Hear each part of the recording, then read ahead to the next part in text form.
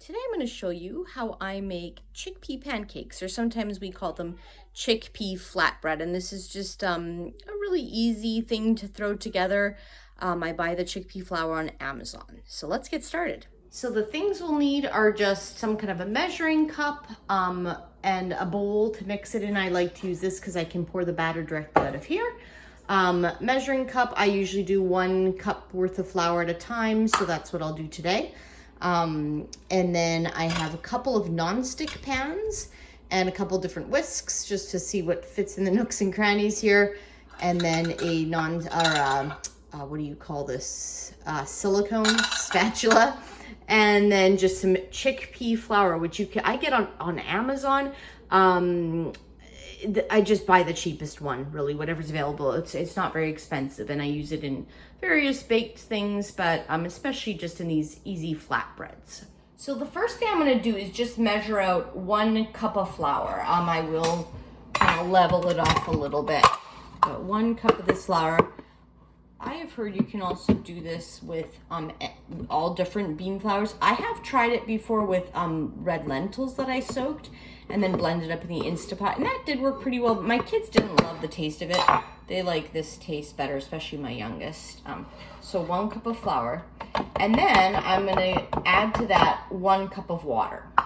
So I added my cup of water a tiny bit over that, actually. Hopefully that's not too much.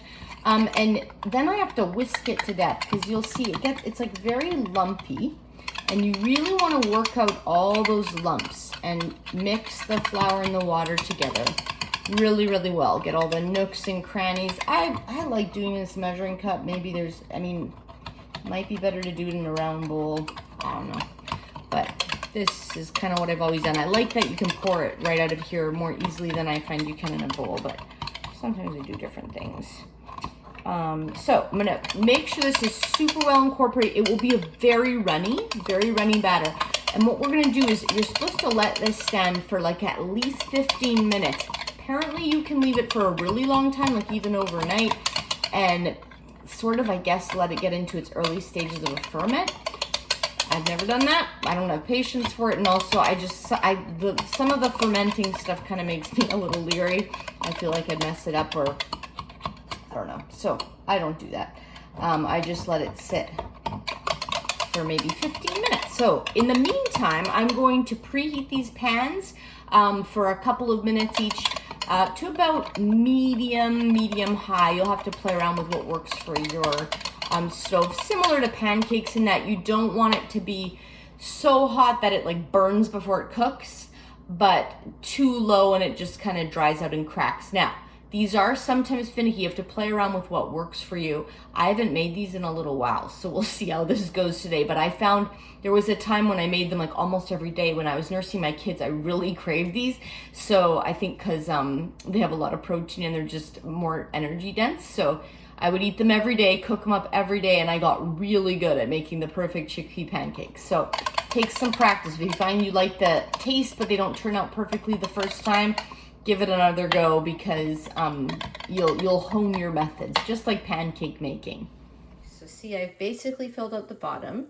I'm gonna give this a second. Usually I watch for, if I remember right, again, I used to be a pro at these when I ate them all the time. Now I only make them maybe once every few weeks or so. So around the edge here, I look for it to start drying a bit in addition to bubbling. And again, it's tricky to get the temperature just right, but this one is going to take a little bit longer, and I'd err on the side of leaving it long enough that you really get a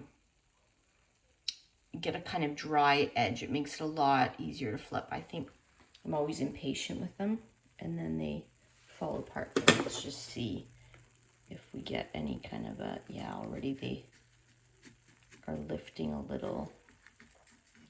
These are also pretty old non-stick pans. In fact, I have new ones in the cupboard ready to go, because you will find if you are not cooking with oil, which we try to avoid because my husband has a really strong history of heart disease in his family. It's one of the reasons we eat this way.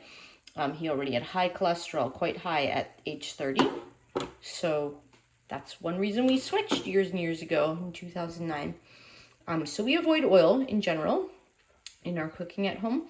And so I do think after a while, you need to get new nonstick pans, probably also from a safety standpoint. So, okay, I'll show you these when it's time to flip. I don't know if you can see, but see over here, it's kind of looking drier. That's what you're sort of looking for. It's looking pretty good. These bubbles are a good sign. This is a little wet, so I'm actually gonna just make sure this is like really over the burner. I have like an old stove and it's not very even. So, you know, you work with what you have, but I'll see if I can get this part to firm up a little bit. This might be almost worth trying now. So what I tend to do is just loosen all around the edges first. See if I can do this one-handed while I'm holding the camera. Yeah, we're really close. There's like one spot that's a little stuck on. You want it all loose before you try flipping. And there's probably like ginormous flippers I could get and they would work better. Okay, you ready? Give it a try. Ooh, perfect. Okay. And then I'll just like, see that nice golden color? You see this, like, it's such an easy recipe. It really doesn't take long. I have never frozen these. I have a feeling they would fall apart in the freezer when you thaw them again, because I think the water would sort of do something funny to them. So I only make a small batch at a time, and then we just eat them. Within a few days, I store them in the fridge if we don't finish them in one sitting. And this other side usually doesn't take very long at all. Okay, let's see how this guy's doing. So I think I'm definitely gonna have to put the camera down for him. But I'll do the same method I just showed you with the small guy. I'll just loosen it and make sure like all of this is cooked through enough. You want it to be pretty firm.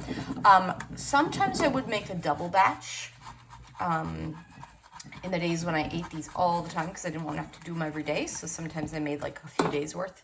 And I do remember, just like, again, with pancakes, similar thing, I would have to turn the heat down eventually, because otherwise they would start, you know, turning black underneath before they were even cooked through and flippable.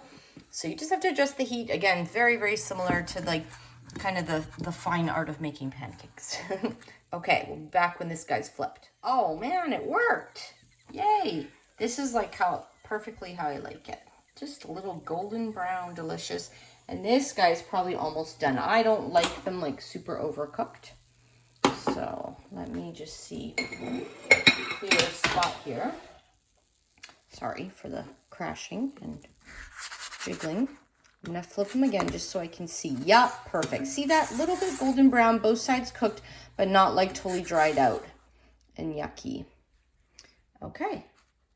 And we're just gonna go like that. I usually just cool them on like a wooden cutting board, and I go with the second side. I can't explain it, but this is like a little more delicate, and sometimes then it like peels off onto the cutting board. It doesn't matter. It just looks a little prettier if you do it this way. So I cool it on the second side that I'd flip, because it's a little like firmer. I let it cool in here for a while, and then I wait till it's fully cooled before putting it into like a giant gallon-sized Ziploc bag is usually how I store them. And I'll just finish this guy off. This will just make a little bit thinner one. It'll probably cook super, super fast. I may even turn down the heat a little bit. All right, I'll show you the finished product. While we wait for these guys to finish, Ari is going to be our taste tester. What do you think? But he's probably warm. It's very good, but what you said, It's very warm, I know. What do you usually like putting on these? Do you remember? Peanut butter and jam usually. Yeah. Ari is my peanut butter and jam man. Oh, Mylan's going to try some too. 2 bits. Yeah. All right, let's finish these up. Okay, so same method for this last little guy. He's cooking so much faster because the pan was already hot despite preheating. You know how that works with pancakes. Might need one more second, but these are gone and the boys are chowing down. They're quickly disappearing. They look like little mice got to the edges of that one.